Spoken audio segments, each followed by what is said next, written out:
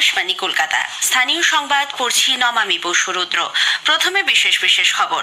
বিভিন্ন কেন্দ্রীয় প্রকল্পে বরাদ্দ নিয়ে প্রধানমন্ত্রীর সঙ্গে মুখ্যমন্ত্রীর বৈঠকের পরই কেন্দ্র পশ্চিমবঙ্গের জন্য বকেয়া করের অতিরিক্ত কিস্তি বাবদ ৫,৪৮৮ কোটি ৮৮ লক্ষ টাকা দিয়েছে। রাজ্যে পঞ্চদশ অর্থ কমিশনের বরাদ্দ টাকা পঞ্চায়েত দপ্তরে যথাযথভাবে ব্যয় করা হচ্ছে বলে জানিয়েছেন কেন্দ্রীয় পঞ্চায়েতি রাজ সচিব।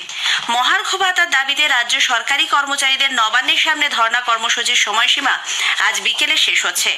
নতুন শিক্ষাবর্ষ থেকে স্কুলে আসার ক্ষেত্রে শিক্ষকদের জন্য নতুন নির্দেশ জারি করেছে পশ্চিমবঙ্গ মধ্য শিক্ষা পর্ষদ। আইএসএল ফুটবলে যুব ভারতী ক্রীড়াঙ্গনে গতকাল ইস্টবেঙ্গল এবং ওড়িশা এফসির মধ্যে খেলাটি গোলশূন্যভাবে শেষ হয়েছে। আজ ওই একই মাঠে মোহনবাগান সুপার জায়ান্ট এফসি গোয়ার মুখোমুখি হবে। আসছে বিস্তারিত খবরে। আসন্ন বড়দিন ও নতুন বছরের আগে কেন্দ্র রাজ্যগুলিকে দেয় করের অতিরিক্ত কিস্তি বাবদ ৭২,৯৬১ কোটি টাকা দিয়েছে। এর মধ্যে আছে পশ্চিমবঙ্গে ৫,৪৮৮ কোটি ৮৮ লক্ষ টাকা। উৎসবের মৌসুমে রাজ্যগুলি যাতে বিভিন্ন সামাজিক কল্যাণমূলক কর্মসূচি ও পরিকাঠামো উন্নয়ন প্রকল্পের কাজ করতে পারে, সেজন্যই এই টাকা দেওয়া হলো। অর্থমন্ত্রকের এক বিবৃতিতে গতকাল জানানো হয়েছে, আগামী বছর ১০ই জানুয়ারি রাজ্যগুলিকে কেন্দ্রের কর বাবদ যে কিস্তি দেওয়ার কথা ছিল, এটি তার অতিরিক্ত। এর আগে এ মাসের ১১ তারিখেও কেন্দ্র কর বাবদ ৭২,০৯৬ কোটি টাকা রাজ্যগুলিকে দেয়।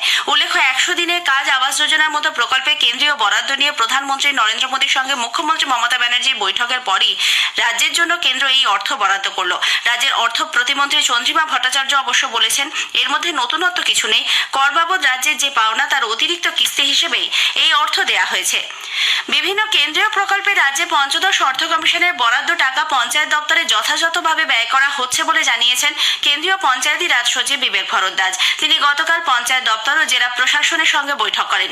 ওই বৈঠকে জিটিএ এলাকায় প্রতিটি পঞ্চায়েত কার্যালয়, তথ্য প্রযুক্তি কেন্দ্র ও পর্যটন কেন্দ্রের উন্নয়নের জন্য কেন্দ্রীয় গ্রামোন্নয়ন মন্ত্রকের অর্থ চেয়েছে রাজ্য সরকার। এছাড়া আগামী বছরে পঞ্চায়েতের কাজকর্ম, ই গ্রাম সমাজ সহ 7টি বিষয় নিয়ে আলোচনা হয়েছে। তবে তথ্য প্রযুক্তি পরিকাঠামোর আরও উন্নয়ন প্রয়োজন বলে কেন্দ্রীয় সচিব জানান। যেসব জেলা পরিষদ এখনো বরাদ্দ অর্থ ঠিকমতো খরচ করতে পারেনি, তাদের সতর্ক করে দেওয়া হয়েছে। পঞ্চায়েত পরিচালনার ক্ষেত্রে প্রশিক্ষণের ওপর জোর দিতে বলা হয়েছে। রাজ্যের পঞ্চায়েত মন্ত্রী প্রদীপ মজুমদার জানিয়েছেন, এটি রুটিন বৈঠক। বিভিন্ন বিভাগের কাজের সমন্বয় গতি আনার জন্যই এই বৈঠক করা হয়। লিপস অ্যান্ড বাউন্ড সংস্থা সিইও তথা তৃণমূল কংগ্রেসের সর্বভারতীয় সাধারণ সম্পাদক অভিষেক বন্দ্যোপাধ্যায়ের সম্পত্তি সংক্রান্ত মামলার শুনানি কলকাতা হাইকোর্টে পিছিয়ে গেছে। অভিষেক বন্দ্যোপাধ্যায় আয়ের উৎস নিয়ে মুখবন্ধ খামের রিপোর্ট জমা দিয়েছিল এনফোর্সমেন্ট ডিরেক্টরেট ইডি। বিচারপতি অমৃতা সিনহা জানিয়েছিলেন, ওই রিপোর্ট খতিয়ে দেখে পরবর্তী নির্দেশ দেওয়া হবে। গতকাল ওই মামলার শুনানি হওয়ার কথা থাকলেও দ্বিতীয়ার্ধে এজলাসে বসেননি বিচারপতি। এরপর বড়দিনের ছুটি মিটলে আদালত খুলবে। উল্লেখ্য, ইডি জানিয়েছিল, আদালতের নির্দেশ মেনে তার আয়ের বিস্তারিত তথ্য সংক্রান্ত ৫,০০০ পাতার নথি জমা দিয়েছেন অভিষেক। ওইসব নথি থেকে আদৌ কিছু জানা গেছে কিনা তা নিয়ে প্রশ্ন তোলেন বিচারপতি। ৩১শে ডিসেম্বরের মধ্যে তদন্ত শেষ হবে কিনা তাও ইডির কাছে জানতে চান।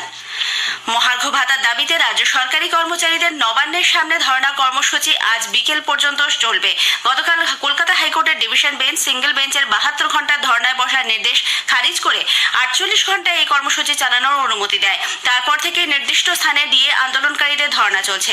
এদিকে মুখ্যমন্ত্রী মমতা ব্যানার্জি রাজ্য সরকারি কর্মচারীদের জন্য ৪% ডিএ ঘোষণার পরও রাজ্য সরকারি কর্মচারীদের সংগঠন সংগ্রামী যৌথ মঞ্চ মহার্ঘ ভাতার দাবি থেকে সরে আসবে না বলে স্পষ্ট জানিয়েছে। যদিও পুরভবনে এ বিষয়ে প্রতিক্রিয়া ব্যক্ত করে মন্ত্রী ফিরহাদ হাকিম বলেন, পশ্চিমবঙ্গ সরকার রাজ্যের কর্মচারীদের জন্য যে রিটায়ারমেন্ট গ্যারান্টি দিয়ে থাকে তা অন্য কোনো জায়গায় দেওয়া হয় না। ডিওয়াইএফআই এর 50 দিনের ইনসাফ যাত্রা যাদবপুরে শেষ হয়েছে। গত ৩রা নভেম্বর কোচবিহার থেকে বাম যুব সংগঠন ভারতের গণতান্ত্রিক যুব ফেডারেশনের এই যাত্রার সূচনা হয়। এই 50 দিনে প্রায় ১৩০০ কিলোমিটার পথ হেঁটেছেন বাম যুবকর্মীরা। গতকাল যাদবপুরে পদযাত্রীদের সম্বর্ধনা জানান বাম নেতৃবৃন্দ।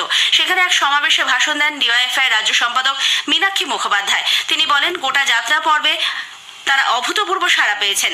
আগামী লোকসভা নির্বাচনে তার প্রত্যক্ষ প্রমাণ পাওয়া যাবে। উল্লেখ্য, আগামী ৭ই জানুয়ারি ব্রিগেডের সমাবেশের ডাক দিয়েছে ডিওয়াইএফআই। সদ্য সমাপ্ত ক্রেতা সুরক্ষা মেলায় 70 কোটি টাকার বেশি ব্যবসা করে রাজ্যের ক্রেতা সুরক্ষা দপ্তর নতুন রেকর্ড করেছে। বিভাগীয় মন্ত্রী চন্দ্রনাথ সিনহা জানিয়েছেন, গত বছরে এই পরিমাণ ছিল 62 কোটি টাকার কিছু বেশি। তিনি বলেন, নভেম্বরের 24 তারিখ থেকে ডিসেম্বরের 17 তারিখ পর্যন্ত চলা এই মেলায় প্রতিদিন গড়ে 30,000 মানুষের সমাগম হয়েছে। এবার যারা মেলায় এসেছেন তারা সকলেই কিছু না কিছু কিনেছেন।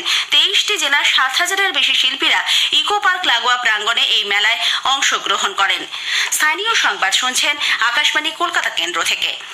নতুন শিক্ষাবর্ষ থেকে স্কুলে আসার ক্ষেত্রে শিক্ষকদের জন্য নতুন নির্দেশ জারি করেছে পশ্চিমবঙ্গ মধ্য শিক্ষা পর্ষদ।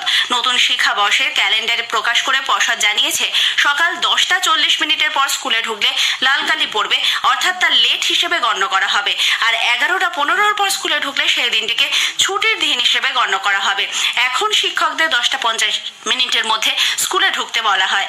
নতুন শিক্ষাবর্ষের ক্যালেন্ডারে আরো বলা হয়েছে, শিক্ষকরা কটি বা কতক্ষণ ক্লাস নিচ্ছেন তা নিজেদের ডায়েরিতে লিখে রাখতে হবে। প্রধান শিক্ষকের নজরেও থাকবে বিষয়টি। প্রধান শিক্ষকের তৈরি করার রুটিন এখন থেকে মধ্য শিক্ষক পর্ষদে পাঠাতে হবে। আগামী বছরের জানুয়ারি মাস থেকে শহর কলকাতায় বয়স্ক শারীরিকভাবে অক্ষম ব্যক্তিদের জন্য নগরবন্ধু প্রকল্প চালু করছে কলকাতা পুরসভা। রাজ্যের পুর নগরোন্নয়ন মন্ত্রী তথা কলকাতা পুরসভার মেয়র ফিরহাদ হাকিম জানিয়েছেন, এই পরিষেবা দেওয়ার জন্য কোনো বাড়তি অর্থ নেওয়া হবে না। কলকাতা পুরসভা চ্যাটবট হোয়াটসঅ্যাপ নাম্বার 8335999111 যোগাযোগ করে এই সুবিধা মিলবে। গতকাল পুর ভবনে শ্রী হাকিম জানান, যারা বাড়ি থেকে বেরোতে পারছেন, ট্যাক্স দিতে পারছেন, মিউটেশন করতে পারছেন, অন্যান্য অ্যাপ্লিকেশন করতে পারছেন, তারা হোয়াটসঅ্যাপ চ্যাটবটে আমাদের খবর দেবে। আমাদের অফিসাররা তার বাড়িতে গিয়ে তার যে রিকুইজিট ফর্ম সেগুলো ফিল আপ করবে। তিনি ধরুন কম্পিউটার চালাতে জানেন না, তার কাছে গিয়ে যা প্রয়োজন ওখান থেকে সে ল্যাপটপ নিয়ে যাবে, নিয়ে গিয়ে সেখানে তার নিজের হয়ে এন্ট্রি করবে। বেশিরভাগ এটা হচ্ছে ফিজিক্যালি হ্যান্ডিক্যাপ এবং খুব এজেড পার্সন যারা আছে। পৌষ মেলা উপলক্ষে যাত্রীদের বোলপুর শান্তিনিকেতন যাওয়ার সুবিধার্থে পূর্ব রেলের হাওড়া ডিভিশন আগামী 25 থেকে 27 ডিসেম্বর পর্যন্ত হাওড়া রামপুরহাটের মধ্যে বিশেষ ট্রেন চালানোর সিদ্ধান্ত নিয়েছে। এ প্রসঙ্গে পূর্ব রেলের মুখ্য জনসংযোগ আধিকারিক কৌশিক মিত্র বলেন, যাত্রীদের সুবিধার্থে পূর্ব রেলওয়ে হাওড়া ও রামপুরহাটের মধ্যে একটি স্পেশাল ট্রেন চালানোর সিদ্ধান্ত নিয়েছে, যেটি ভায়া ব্যান্ডেল যাবে। এই স্পেশাল ট্রেনটি আগামী 25 ডিসেম্বর থেকে 27 ডিসেম্বর পর্যন্ত চলবে।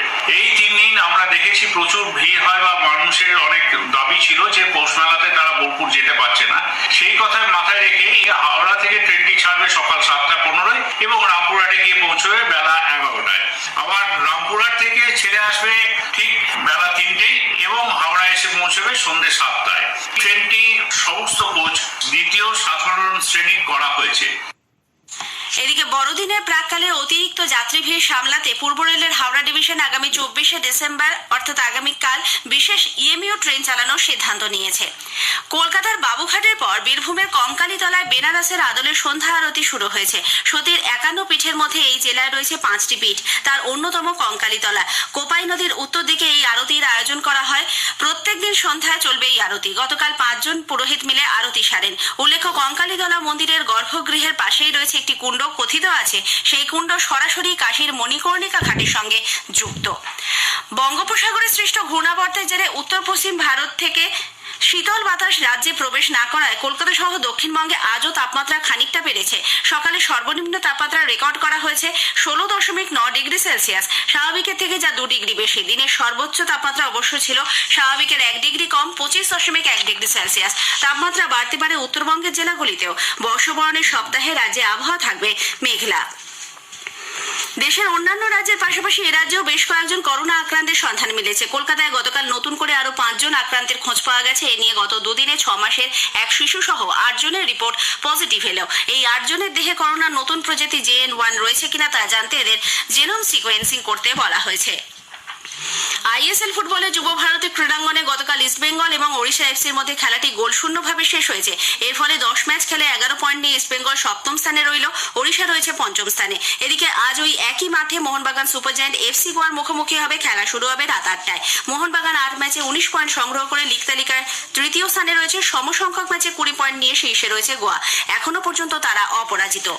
ইস্টবেঙ্গল মাঠে আজ প্রথমবারের জন্য ইন্ডিয়ান ওমেন লিগের আসর বসছে। এবার এই লিগ হবে হোম অ্যান্ড অ্যাওয়ে ম্যাচের ভিত্তিতে। আজকের ম্যাচে ইস্টবেঙ্গল এফসি মাদুরাই সেতু এফসির মুখোমুখি হবে। খেলা শুরু হবে দুপুর 1টায়। শেষ করার আগে স্থানীয় সংবাদের বিশেষ কিছু অংশ আরো একবার। বিভিন্ন কেন্দ্রীয় প্রকল্পের বরাদ্দ নিয়ে প্রধানমন্ত্রীর সঙ্গে মুখ্যমন্ত্রীর বৈঠকের পরেই কেন্দ্র পশ্চিমবঙ্গের জন্য বকেয়া করে অতিরিক্ত কিস্তি বাবদ 5,000 টাকার বেশি দিয়েছে।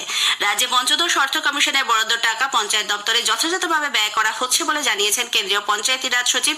মহার্ঘ ভাতার দাবিতে রাজ্য সরকারি কর্মচারীদের নবান্নের সামনে ধর্ণা কর্মসূচির সময়সীমা আজ শেষ হচ্ছে। স্থানীয় সংবাদ শেষ হলো।